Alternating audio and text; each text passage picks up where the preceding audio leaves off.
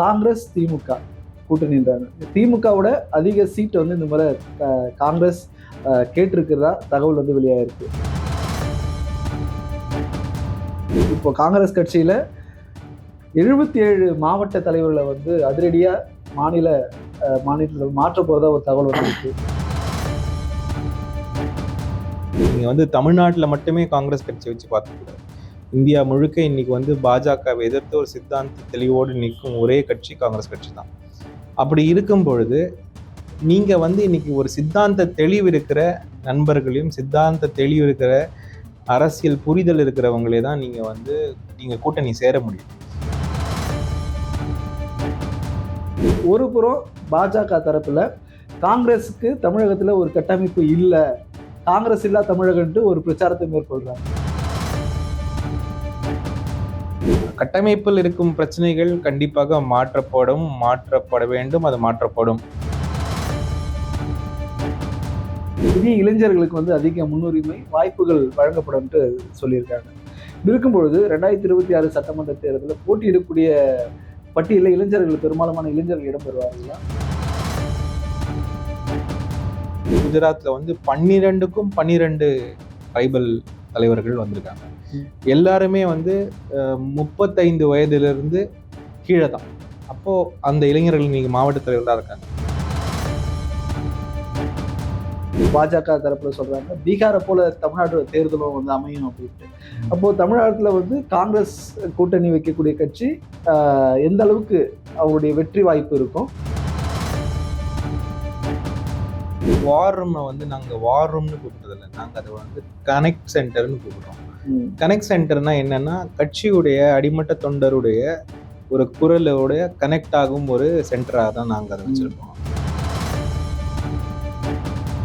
காங்கிரஸ் உடைய ஸ்ட்ரென்த் வந்து யார் கூட கூட்டணி வைப்பாங்க அப்படின்னு ஒரு பெரும் எதிர்பார்ப்பு இருக்கு.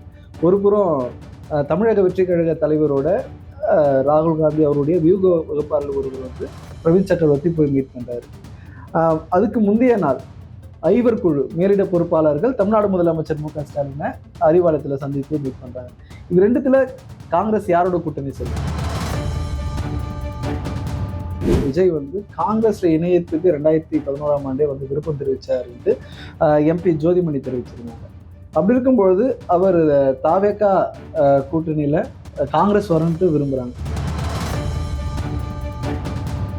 இன்னைக்கு விஜய் நீங்க வந்து இப்போ பெரிய நம்பர் வரா மாதிரி பெரிய கூட்டங்கள் வரா மாதிரி ஒரு பிம்பம் ஏற்பட்டாலும் அரசியல்ல வந்து கடைசியில் ஜனங்க ஓட்டு போடும்பொழுது தமிழகத்தை பொறுத்த வரைக்கும் எப்பவுமே ஒரு புது ஆளுக்கு கொஞ்சம் போடுவாங்க தான். ஆனா அவர்கள் எல்லாம் வெற்றியை சென்றடைவாங்கன்னா கிடையாது. ஜீ தமிழ் நியூஸ் நேயர்களுக்கு வணக்கம். இன்றைய சிறப்பு நேர்காணலில் திருவள்ளூர் நாடாளுமன்ற உறுப்பினரும் முன்னாள் IAS அதிகாரி திரு சசிகாந்த் செந்தில் நம்மோடு இணைந்திருக்கிறார். அவரிடம் கேட்போம். வணக்கம் சார். வணக்கம் சார். சார், இப்போ இந்த அரசியல் இருந்து அதிகாரத்திலிருந்து அரசியல் இது எப்படி இருக்கு சார்? அரசியல்னு நான் பல இடங்கள்ல சொல்லியிருக்கேன். எனக்கு பெரிய வித்தியாசம் ஒன்றும் தெரியல. ஏன்னா என்னுடைய அட்மினிஸ்ட்ரேட்டிவ் லைஃபுமே கூட மக்களை சார்ந்துதான் இருந்தது. நிறைய ஜனங்களை பார்ப்போம், வருவோம், போவோம். என்ன அப்போ என்னால் பேச முடியாது. இப்போ நான் என்னுடைய பொலிட்டிக்கல் வியூஸை நான் ஓப்பனாக பேசுகிறேன். சின்ன வயசுலேயே அரசியல் வயப்பட்டது தான். அதனால் அந்த அரசியல் பயணம் தொடர்ந்து கொண்டு தான் இருக்கிறது. இன்னும் கொஞ்சம் முனைப்பாக அப்புறம் வந்து நிறைய எதுக்கும் பயப்படாமல் ஓப்பனாக இப்போது கருத்துக்களை முன்வைக்க முடிகிறது. அதான் வித்தியாசம். இப்போ காங்கிரஸ் கட்சியில் 77 மாவட்ட தலைவர்களை வந்து அதிரடியாக மாநிலத்தில் மாற்ற போகிறதா ஒரு தகவல் வந்துருக்கு. இதுக்கு அகில இந்திய காங்கிரஸ் மேலிட பொறுப்பாளர்கள் தமிழகம் முழுவதும் ஒரு சுற்றுப்பயணத்தை மேற்கொண்டிருந்தாங்க. இந்த பயணத்துடைய முடிவு 77 புதிய தலைவர்கள் உருவாக்கப்படுவாங்கன்னு தெரிவிச்சிருக்காங்க. இந்த பொறுப்பு எப்போ அறிவிக்கப்படுது சார்? கூடிய சீக்கிரமே அறிவிக்கப்படும்.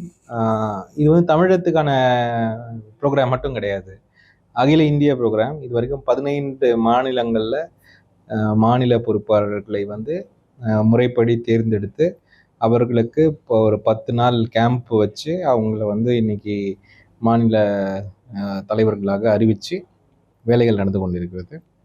இது தமிழகத்துக்கு இந்த மாதம் வந்திருக்குது. கூடிய சீக்கிரமே அதுக்கான அறிவிப்புகள் வரும்.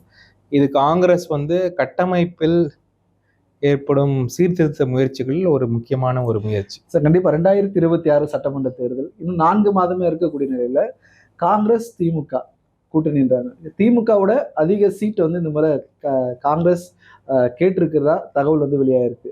அப்படி இருக்கும்போது ஒரு புறம் பாஜக தரப்புல காங்கிரஸுக்கு தமிழகத்துல ஒரு கட்டமைப்பு இல்ல, காங்கிரஸ் இல்லா தமிழகன்ட்டு ஒரு பிரச்சாரத்தை மேற்கொள்றாங்க. இதை நீங்க எப்படி பாக்குறீங்க? காங்கிரஸ் இல்ல இந்தியான்னு தான் அவங்க சொல்றாங்க. தமிழகமும் அவர்களுக்கு முக்கியம்தான். ஆனா காங்கிரஸ் இல்லா இந்தியா தான் அவங்க எதிர்பார்க்குறாங்க. அவங்களுடைய எண்ணமே வந்து காங்கிரஸ் இல்லா இந்தியான்னு சொல்லும் பொழுது அவங்க என்ன சொல்றாங்கன்னா, ஒரு சமத்துவம் இல்லா இந்தியா, ஒரு வேற்றுமைகளை கொண்டாடக்கூடிய இந்தியா, வேற்றுமைகளை கொண்டாடாத இந்தியா, இதெல்லாம் தான் அவங்க மீன் பண்றாங்க. காங்கிரஸ் என்பது அவர்களுக்கு அந்த மாற்று சிந்தனை தான். அதனால தான் அவங்க அப்படி அதை சொல்றாங்க. என்னை பொறுத்த வரைக்கும் காங்கிரஸ் வந்து ஒரு ஒரு மனநிலை, ஒரு சிந்தனை, it is a mind set. அதனால அதை வந்து நீங்க அவ்வளவு சீக்கிரமாலாம் அடிச்சிட முடியாது. கட்டமைப்பில் இருக்கும் பிரச்சனைகள் கண்டிப்பாக மாற்றப்பட வேண்டும், அது மாற்றப்படும். அது எல்லா ஆர்கனைசேஷனுக்கும் ஏற்படுற பிரச்சனைகள் தான். இன்னைக்கு அந்த மாற்றங்கள் நடந்து கொண்டிருக்கின்றன. கூடிய சீக்கிரமே அதற்கான அதோடைய எக்ஸ்பிரஷன்ஸ் எல்லாம் இனிமே தெரிய வரும். சார் தொடர்ச்சியா இப்போ காங்கிரஸ் வந்து கட்டமைப்பை வலுப்படுத்துது. இப்போ புதிய இளைஞர்களுக்கு வந்து அதிக முன்னுரிமை வாய்ப்புகள் வழங்கப்படும் சொல்லியிருக்காங்க. இருக்கும்பொழுது 2026 சட்டமன்ற தேர்தலில் போட்டியிடக்கூடிய பட்டியலில் இளைஞர்கள் பெரும்பாலான இளைஞர்கள் இடம்பெறுவார்களா? இல்ல, கண்டிப்பாக இளைஞர்களுக்கான எதிர்காலம், இளைஞர்களுக்கு மட்டுமல்ல சாம், காங்கிரஸ்ல வந்து காங்கிரஸ் வந்து ஒரு ரெப்ரசன்டேட்டிவா இருக்கிற ஒரு பாடி. அதாவது ஒரு சின்ன எக்ஸாம்பிள் சொல்றேன். குஜராத்தை எடுத்துக்கோங்க. குஜராத்ல வந்து ஒரு 12 மாவட்டங்கள் வந்து ஆதிவாசி மாவட்டங்கள், ஒரு மாதிரி ட்ரைபல் மாவட்டங்கள். ஆனா எங்களுக்கு அதுக்கு முன்னாடி இருந்த மாவட்ட தலைவர்கள்ல பாத்தீங்கன்னா ஒரே ஒரு மாவட்ட தலைவர் தான் ட்ரைபல் மாவட்ட தலைவராக இருந்தாப்புல. இதனாலேயே இந்த ட்ரைபல் ஆதிவாசி ஓட்டு வந்து ஆப் கட்சிக்கு பிரிஞ்சு போகிற நிலைமை நாங்க பார்த்தோம். இந்த தடவை இந்த மாவட்ட தலைவர்கள், இதுக்கு பேர் வந்து சங்கட்டன் சிருஜன் அபியான் சொல்லுவோம். அதாவது சங்கட்டன்னா அந்த நம்மளுடைய கட்டமைப்பை மாற்றும் ஒரு ஒரு ப்ரோக்ராம். அந்த ப்ரோக்ராம் வந்து முடிஞ்சதுக்கு அப்புறம் இப்போ வந்து குஜராத்ல வந்து 12க்கும் 12 ட்ரைபல் தலைவர்கள் வந்திருக்காங்க. எல்லாருமே வந்து 35 வயதிலிருந்து கீழே தான். அப்போ அந்த இளைஞர்கள் இன்னைக்கு மாவட்ட தலைவர்களாக இருக்காங்க.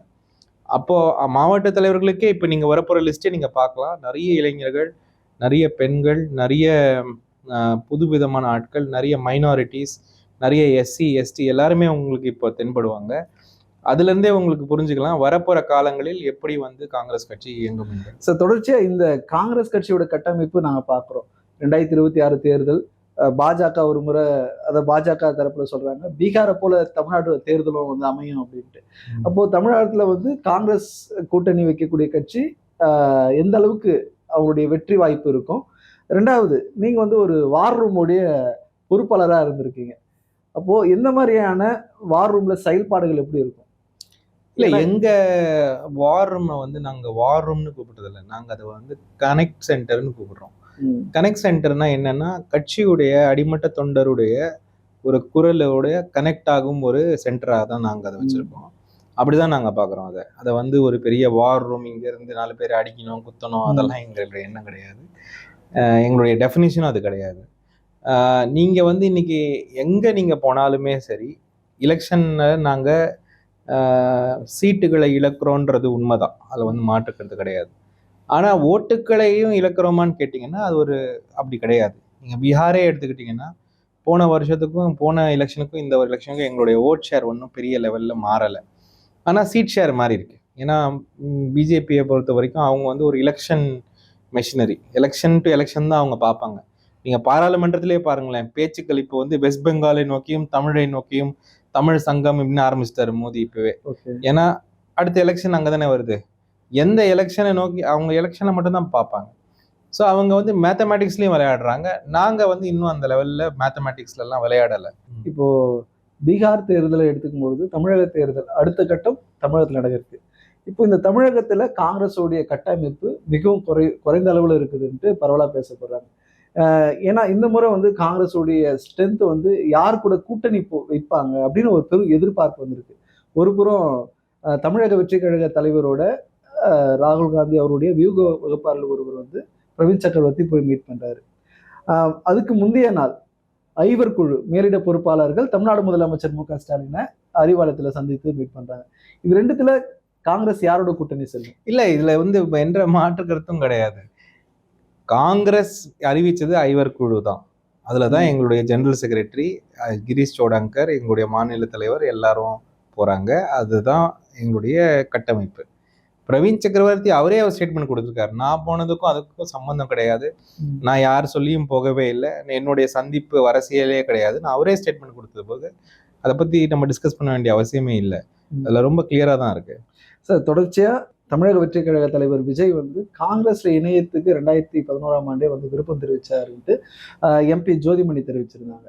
அப்படி இருக்கும்பொழுது அவர் தாவேகா கூட்டணியில காங்கிரஸ் வரணுன்ட்டு விரும்புறாங்க. ஏன்னா தாவேகா வரும்பொழுது பக்கத்தில் இருக்கக்கூடிய மாநிலங்களான கர்நாடகா மற்றும் கேரளா உள்ளிட்ட பகுதிகளில் வருகின்ற சட்டமன்ற தேர்தலில் காங்கிரஸ் வந்து ஆட்சி அமையத்துக்கு ஒரு உறுதுணையா இருக்கும் அப்படின்னு ஒரு பேசும் பொருளும் இருக்கு அரசியலோட. அது எப்படி பாக்குறீங்க? இல்லை, நான் என்னுடைய பர்சனல் வியூவை சொல்லலாம். அவருடைய வியூ அவருது. என்னுடைய பர்சனல் வியூ வந்து காங்கிரஸ் கட்சி வந்து ஒரு சித்தாந்த போர்ல இன்னைக்கு இருக்கு. நீங்க வந்து தமிழ்நாட்டில் மட்டுமே காங்கிரஸ் கட்சியை வச்சு பார்த்துக்கூடாது. இந்தியா முழுக்க இன்னைக்கு வந்து பாஜகவை எதிர்த்து ஒரு சித்தாந்த தெளிவோடு நிற்கும் ஒரே கட்சி காங்கிரஸ் கட்சி தான். அப்படி இருக்கும் பொழுது நீங்க வந்து இன்னைக்கு ஒரு சித்தாந்த தெளிவு இருக்கிற நண்பர்களையும் சித்தாந்த தெளிவு இருக்கிற அரசியல் புரிதல் இருக்கிறவங்களே தான் நீங்க கூட்டணி சேர முடியும். இந்த நேரத்துல வந்து நீங்க என்னை பொறுத்த வரைக்கும் நண்பர் விஜயோடைய அரசியல் முன்னெடுப்பெல்லாம் நம்ம வந்து வரவேற்க தான் செய்யறோம். ஆனா அது வந்து ஒரு சித்தாந்த தெளிவு சார்ந்த ஒரு கட்சியா கூட்டணியான்னு கூட்டமான்னு கேட்டீங்கன்னா என்னால் அப்படி சொல்ல முடியல. அப்படி இருக்கிற ஒரு பட்சத்துல நீங்க வந்து எந்த காலத்திலையும் அதை பத்தி பேச முடியாது. ரெண்டாவது, இன்னைக்கு திராவிட முன்னேற்ற கழகமும் காங்கிரஸும் ஒரு அரணாக நேத்து கூட பேசினாரு அனுராக் தாக்கூர்னு ஒரு மினிஸ்டர். ஒரு தமிழகமே வந்து சனாதன தர்மத்திற்கு எதிராக நிற்கிறது அப்படின்னு பேசுறாரு. அப்போ இன்னைக்கு அதை நம்ம வந்து அந்த சனாதன தர்மத்தை நம்ம வந்து ஒரு ஒரு மனுவாதித்தனமா நம்ம பார்க்குறோம். நம்ம பார்க்குற விதம் வேற, நீங்க அவங்க பார்க்குற விதம் வேற.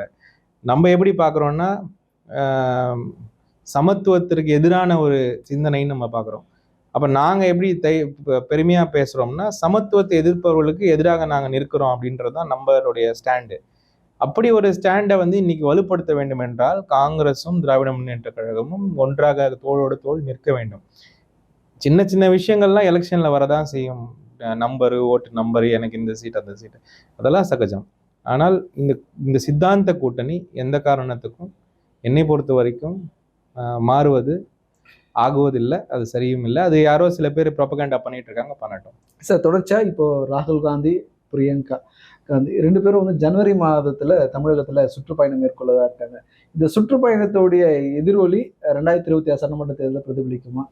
இல்ல புதிய நிர்வாகிகள் காங்கிரஸ்ல அமர்த்தப்பட்டு அவங்களுக்கு ஒரு உற்சாகத்தையும் புதிய நிர்வாகிகள் காங்கிரஸை சேர்க்க ஒரு வலுப்படுத்த கண்டிப்பாக திரு ராகுல் காந்தி அவர்களும் பிரியங்கா காந்தி அவர்களும் தமிழகத்துக்கு வரும்பொழுது அவர்கள் மனதிலும் உற்சாகம் உண்டு, தமிழர்கள் மனதிலும் உற்சாகம் உண்டு. அது நீங்க எந்த பார்ட்டியில வேணா இருங்க, அந்த உற்சாகம் நம்ம மனதில் இருக்கதான் செய்யும். அது ஏதோ ஒரு விதமான பாச பிணைப்பு இந்த மண்ணுக்கும் அவர்களுக்கும் உண்டு. அதனால அது வந்து நம்ம ஒரு எக்ஸைட்மெண்ட் தான் பார்க்கலாம். நீங்க ஆனா என்னை பொறுத்த வரைக்கும் 26ல வெற்றி வந்து ஆல்ரெடி குறிக்கப்பட்டு விட்டது. நீங்க இன்னைக்கு விஜய் நீங்க வந்து இப்போ பெரிய நம்பர் வரா மாதிரி பெரிய கூட்டங்கள் வரா மாதிரி ஒரு பிம்பம் ஏற்பட்டாலும் அரசியல்ல வந்து கடைசியில ஜனங்க ஓட்டு போடும் பொழுது தமிழகத்தை பொறுத்த வரைக்கும் எப்பவுமே எப்பவுமே ஒரு புது ஆளுக்கு கொஞ்சம் போடுவாங்க தான். ஆனா அவர்கள் எல்லாம் வெற்றியை சென்றடைவாங்க கிடையாது. சார், தொடர்ச்சியானா விஜய் தான் வந்து ஆட்சியில பங்கு, அதிகாரத்துல பங்குன்னு ஒரு விஷயத்த முன்னிறுத்திருந்தாரு. இப்போ காங்கிரஸும் வந்து திமுகவுடைய ஆட்சியில பங்கு கேட்க முற்படுமா? ஏற்கனவே மாநில தலைவர் செல்வம் இதுல எனக்கு என்ன ஆச்சரியமா இருக்குன்னா, இது காங்கிரஸ் இது வரைக்கும் கேட்கவே இல்லைன்னு முடிவு பண்ணிட்டீங்க. அப்படி கிடையாது. எல்லா முறையும் காங்கிரஸ் வந்து எந்த அரசியல் கட்சியாக இருந்தாலும் சரி, அவர்கள் தொண்டர்களும் கட்சியும் வந்து ஆட்சியில பங்கு எப்பவுமே கேட்கதான் செய்வாங்க. ஆனால் எங்களுடைய கட்சியை பொறுத்த வரைக்கும் நாங்கள் வந்து நான் சொன்ன மாதிரி தமிழகத்தை மட்டுமே பார்த்து நாங்கள் எங்களுடைய தலைவர் ராகுல் காந்தி என்ன விதமான போராட்டத்தில் இருக்கிறார், அவருடைய போராட்டத்திற்கு எப்படி நாங்கள் வந்து வலிமை சேர்க்க முடியும், இதெல்லாம் நாங்கள் பார்த்து தான் எங்களுடைய அரசியல் நாங்கள் பண்ண முடியும். அப்படி இருக்க பட்சத்தில் ஒரு அண்டர்ஸ்டாண்டிங் நடக்குதே தவிர ஆட்சியில் பங்கு, அதிகாரத்தில் பங்கு எல்லாம் வந்து ஒரு நார்மலான ஒரு கிளைம். அந்த கிளைம் வந்து அரசியல்ல வந்து வைக்கலன்னா தான் தப்பு. சார், இப்போ தொடர்ச்சியா இப்போ ஒரு நாடாளுமன்ற உறுப்பினரா இருக்கீங்க, நீங்க சில திட்டங்களை வந்து இங்க கொண்டு வர நினைக்கிறீங்க. அப்போ மாநில அரசோடைய ஒத்துழைப்பும் இருந்தாதான் அந்த திட்டங்களை வந்து நீங்க மேம்படுத்த முடியும். ஏன்னா தலைமையில வந்து மத்திய அரசு வந்து பாஜக இருக்காங்க. உங்களுக்கு நீங்க கேட்கக்கூடிய கோரிக்கைக்கு ஒரு பதில் அளிக்க மாட்டேன்றாங்க, இல்ல கேள்விக்கு பதில் அளிக்க மாட்டேன்றாங்க. இப்படி இருக்கக்கூடிய சூழல்ல மாநில அரசில் உங்களை சார்ந்த காங்கிரஸை சார்ந்த நபர்கள் அந்த பொறுப்புல இருக்கும்பொழுது நீங்க எளிதில் அந்த மக்களுக்கான அந்த டிமாண்டேஷன் வந்து நீங்க கொடுக்க ஒரு வாய்ப்பா இருக்குங்களா சார்? இல்ல, கண்டிப்பாக செய்கிறார்கள். அதுல வந்து எந்த மாற்று கருத்தும் இல்லையா. அப்படி ஒரு இம்ப்ரெஷன் எங்க இருந்து வந்ததுன்னு தெரியல. அதாவது முதலமைச்சரை பொறுத்த வரைக்கும், நான் எல்லாரையும் பத்தி சொல்ல, முதலமைச்சரை பொறுத்த வரைக்கும் ஒரு மக்களிடம் ஒரு ஒரு பாச பிணைப்போடு இருக்கணும்னு நினைக்கிற ஒரு மனிதர். அவர் வந்து அவர் ஒரு ஸ்பெஷலான ஆள். அவர் வந்து யார் மனதையும் புண்படுத்தாத ஒரு மனிதர். மக்களிடம் வந்து மக்களுக்கு எல்லா விதமான விஷயங்களையும் செய்யணும்னு விரும்புகிறவர். அப்படி அவருடைய முன்னெடுப்புகள் எல்லாமே வந்து மக்களை சார்ந்ததான் இருக்கும். ஃபார் எக்ஸாம்பிள், என்னுடைய திருவள்ளூர் தொகுதியை எடுத்துக்கோங்க. ரொம்ப நாளா எல்லா மக்களுக்கும் இருக்கிற பிரச்சனை வந்து நீங்க நம்ம சொன்ன அந்த ஏரி ரயிலை தாண்டி பட்டா பிரச்சனை. பட்டா வந்து இங்க ஏன் கொடுக்க முடியாம போச்சுன்னா, சென்னைக்கு அருகாமையில இருப்பதனால பெல்ட் ஏரியா அது இதுன்னு ஏகப்பட்ட விதமான காரணங்களால் ஜனங்களுக்கு பட்டா கொடுக்காம இருந்தாங்க. இந்த போன வருடம் மட்டும் முதலமைச்சரின் முன்னெடுப்பினால் இந்த எல்லா விஷயங்களையும் மாற்றி 1,00,000 பட்டா வந்து திருவள்ளூர் மாவட்டத்தில் மட்டும் வழங்கப்பட்டிருக்கு. இது வந்து ஒரு ரெவல்யூஷனரி விஷயம். நான் வந்து ஒரு மேடையில 60,000 பட்டா 70,000 பட்டாலாம் நான் கொடுத்து நான் பார்த்ததே கிடையாது. ஒரு 1000 10,000 5,000 கொடுப்பாங்க, அவ்வளவுதான். அப்படிப்பட்ட ஒரு மாறுதல் எல்லாம் வந்து நடக்குது. ரெண்டாவது, இன்னைக்கு வந்து மக்களை தேடி போய் மனு வாங்குறது, மக்களிடம் உட்கார்ந்து பேசுவது, இந்த மாதிரி நிறைய விஷயங்கள் வந்து கிரவுண்ட்ல நடக்க தான் செய்யுது. ஸோ என்னை பொறுத்த வரைக்கும் நாங்கள் எந்த மாதிரி ரிக்வெஸ்ட் வச்சாலும் ஃபர்ஸ்ட் ப்ரிஃபரன்ஸ் கூட சில சமயம் வந்து எங்களுக்கு கொடுக்குற இதை நான் பார்த்துருக்கேன். அதாவது முதலமைச்சரை பொறுத்த வரைக்கும். அதனால வந்து எனக்கு வந்து எந்த விதமான ஒரு டிசப்பாயின்மெண்ட் எல்லாம் கிடையாது. இன்னும் கூட நிறைய தேவைகள் இருக்கு, அதை செய்யணும், அது என்னுடைய டிமாண்டும் இருக்கு. ஆனால் அதற்காக கிரவுண்ட்ல வந்து அவங்க அப்படி பண்ணலன்னு கிடையாது, நல்லாவே பண்றாங்க. Okay sir. சார், இவ்வளோ நேரம் உங்களுடைய நேரத்தை எங்களுக்கு ஒதுக்கி உங்களுடைய கருத்துக்களை பதிவு செய்தமைக்காய் நன்றி சார்.